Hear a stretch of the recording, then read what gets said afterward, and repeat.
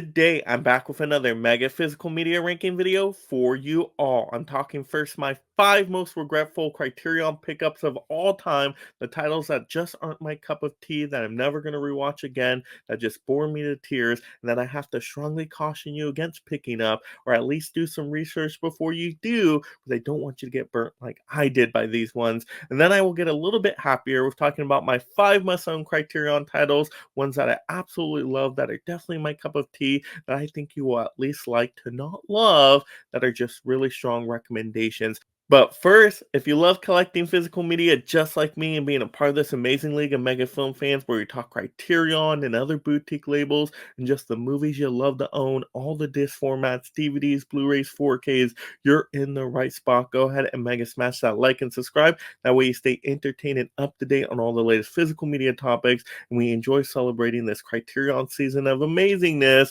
And let's get right into this list here, of course. As I go through my titles, leave in the comments below what were some Criterions you regretted picking up, and also what were some of your favorites you would recommend. Now to start off with getting into the 5 Criterion titles that I regret picking up, even though I know a lot of people love these movies out there, and I get it, they're strong recommendations from other people, they just weren't my cup of tea, not my movie watching preference, where I really want to rewatch these titles again. So I really can't justify the price point I paid for them, because Criterion does get expensive. Even during sale time, they do add up. And I probably would have preferred some other movies, just because these ones I feel like just didn't give me the value I wanted. And so, yeah, they got to be on my regretful buying list. Even though I know some people would love them, they're just my own personal choices. So now I'm going to get some heat for this, but that's okay. First up, we're going to have On the Waterfront with Marlon Brando. Yes, I know everybody loves this one. I thought it was going to be a contender for one of my favorite Criterions of all time, just because the set looks so beautiful with the cover, and it's really good casing. It has so much in it, but I just did not care for the movie. I thought it was very boring, moved at a snail's pace. It's very classic. It is a drama, but I thought there's better dramas out there. And it wasn't that thrilling. I thought there was gonna be a little bit more actiony moments in there, kind of like The Godfather, but it really wasn't that at all. Yeah, there's a couple fight scenes, I guess, on the waterfront that some people think are thrilling, but I just couldn't really connect to the characters. Just didn't have an excitement, and once again, I didn't care for the relationships in this movie. And if I can't connect to the characters, I can't really connect to the story. So I didn't feel the need to go back and rewatch this one. It was kind of a one and done with me, unfortunately. Even though there's excellent special features in here and they really went all out for this one, just wasn't my cup of tea. So On the Waterfront at the bottom, a lot of people are going to recommend that one. Like I said, I would be cautioned against it. Do some research, see if that's your cup of tea, and see if you're really going to enjoy it. All right, next up, we got to have Triangle of Sadness. Yeah, a 4K right here, a more modern title. See, it's not just classic titles I rant on, it will be a modern title as well here. And I just thought this movie was okay. Once again, a kind of a one and done, and it's a very long movie. That's a problem. It's such a long movie. I think it's close to 3 hours. The first third of the movie is super boring. You just got rich people talking on a boat, and I just cannot connect with that kind of story there. Now, in the second 2/3, it does get a little bit more exciting when they end up on an island. There's like social class kind of role reversals, but it just takes forever to get to that point. And then how it ends is just kind of on a flat note for me. So I just didn't super love this one. And I've seen this story before with like Swept Away, and I thought that was a very similar premise, but a shorter version of this movie. So even though I get this movie is filmed well and it's artistic and all of that, just isn't one I want to plug into the player more often. I'm just like one and done. I am good on this one. And yeah, even though the cover looks super cool, that's why it kind of caught my attention there. I just can't highly recommend this to everybody. Once again, one I kind of regret picking up because I don't know when I'm going to rewatch it. I just don't have the time in the day to give this one a second rewatch. All right, next up, we are going to have probably the best movie in this bottom list here, and that is going to be Charade. And I know what some people are saying out there.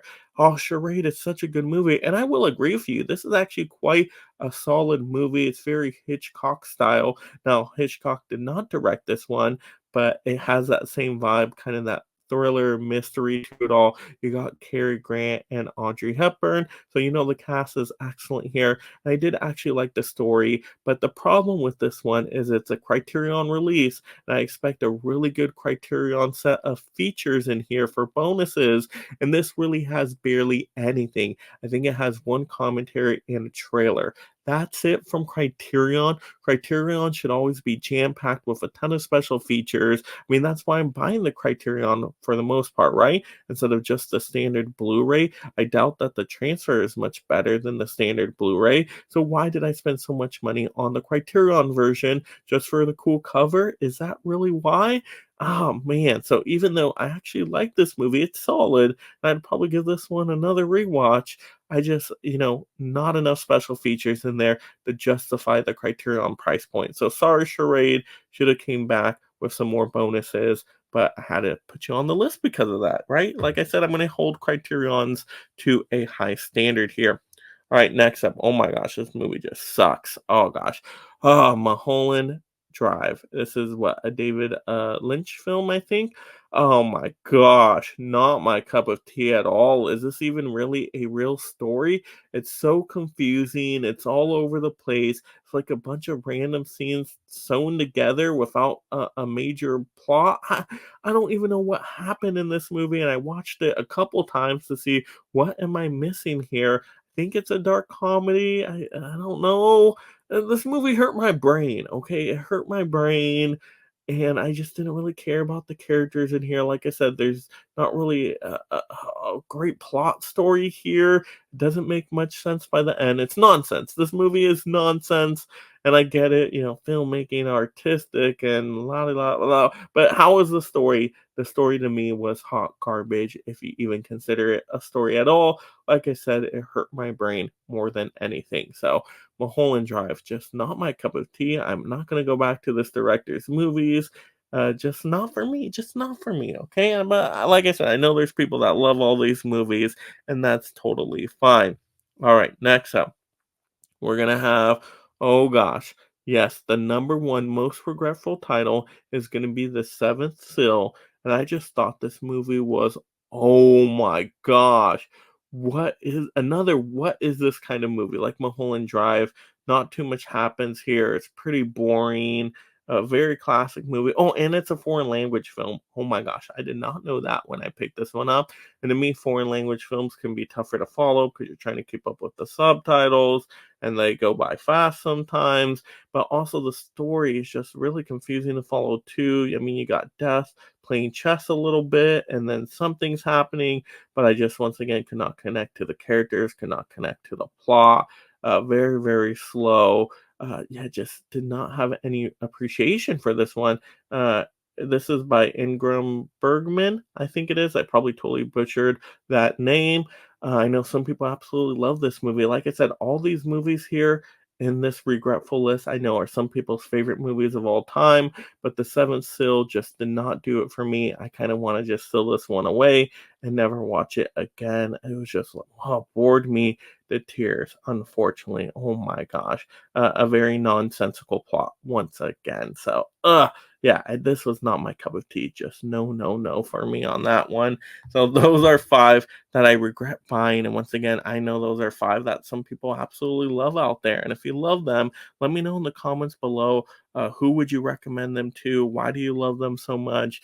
And all that. That would be awesome. I appreciate that. But now let's get into my top five, what I consider must owns that I love having in my collection, that I can rewatch all the time, that I think justify that Criterion price point, and that do something a little unique and different here. So let's get into Dazed and Confused. Yeah, I love the way this design looks. You got the hole cutouts there. It's very colorful. I love the way it slides out. It's very different, very uniquely designed. And this is an awesome 90s movie where it's basically a coming of age story, and you got a great soundtrack in this one, and I could connect to the characters, and you got Matthew McConaughey in here. All right, all right, all right. Yes, you got all that.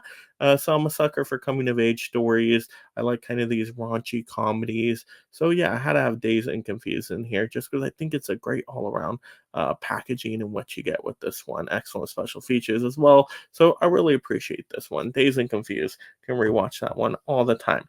All right, next up, we got to have one that was recommended in the Collectors Club, and that's going to be Defending Your Life. Yes, Judgment City right here. This was a really unique movie where somebody basically, dies, and before they can, decide whether they go back to Earth or move on to heaven, they go to Judgment City to see different parts of their life and be judged on it. And it's very interesting. It's like they're having a court day, then after the court day, they get to have fun time at the resort and get to do whatever they want. Like they get to eat unlimited delicious food and never gain a pound. It's really interesting. But then there's romance in here. So yeah, it becomes a romantic comedy, and I really like romantic comedies. And I thought it was a unique premise, great special features in here. Definitely my type of movie style. So Defending Your Life, I would highly, highly recommend. Really enjoyed that one. All right, next up, we got to have The Princess Bride. Yes, really cool, unique design with this one. I love how it looks like a book and it just feels so good. Ooh, yeah, I love that book feel right there. And it's The Princess Bride, one of the best family movies of all time, like a swashbuckling adventure in there, and just great lines of dialogue. Andre the Giant, so many memorable characters. It's just a really entertaining movie that I think everybody in the family can enjoy.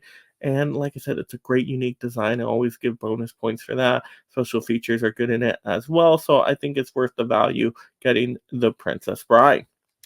All right, next up, we got to have Rushmore, yes, my favorite Wes Anderson title. Now, I'm a massive fan of Wes Anderson.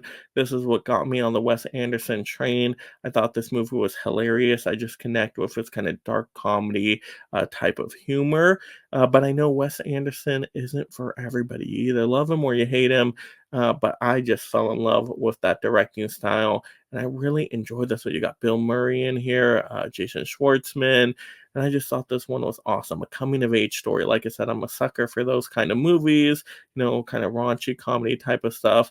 You can see all these movies are related in a way, right? But yeah, because this got me connected to Wes Anderson and I really wanted to see all his other titles, and now I've seen most of them. Rushmore, I just think is one of the best, and it's my personal favorite. So I'd recommend Rushmore. Very, very cool, and it's a cool little cover. Has that kind of cool design, cartoonish to it. Very fun. I really like this one. Highly recommend. All right, next up, my number one most favoriteest title, and you gotta have Fast Times at Ridgemont High.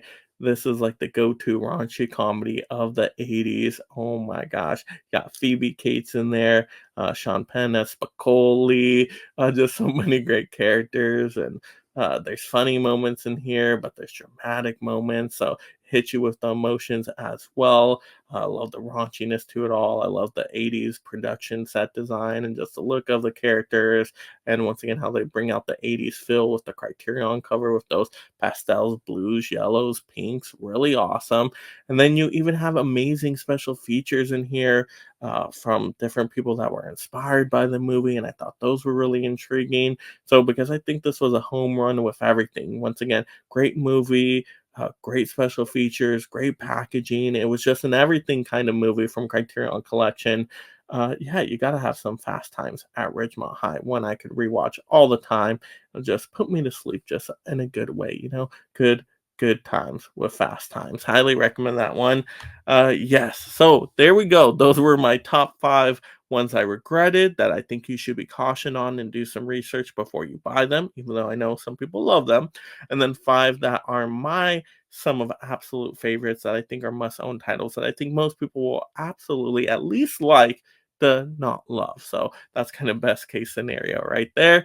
And there we go. Once again, I know some people are going to agree and disagree out there. I want to hear your thoughts in the comments below about the titles you would recommend, the titles you would caution people against. And of course, if you haven't already, go ahead and mega smash that like and subscribe. That way you stay entertained and up to date on all future physical media topics. We're going to talk more Criterion on this channel and all those boutique labels and disc formats you love. So turn on that notification bell so you're alerted when a a new video post, of course. And also, I will have in the description a Criterion video where I rank every single Criterion title in my collection. I may even put it as like the next video here when it pops up on screen that you can click on once again to enjoy another physical media topic. So definitely smash that next video right now.